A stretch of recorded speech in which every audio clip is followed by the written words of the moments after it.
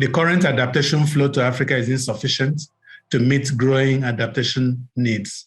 For 2017 and 2018, only about 6 billion was tracked as adaptation finance in Africa compared to the needs of about 33 billion.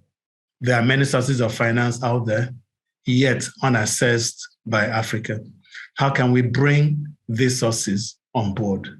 We've come up with 3 broad approaches that really all need to be used in concert.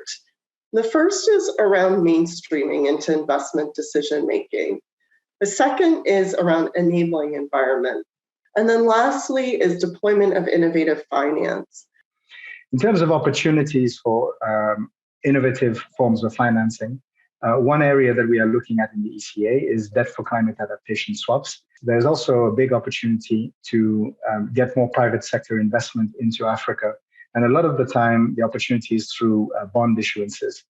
As we go to COP27, if there's one message, it would be to ensure that every single African nation has an investment plan for adaptation. We do need to start seeing, and quite urgently, African nations having a very clear assessment of their capital investment needs to implement adaptation.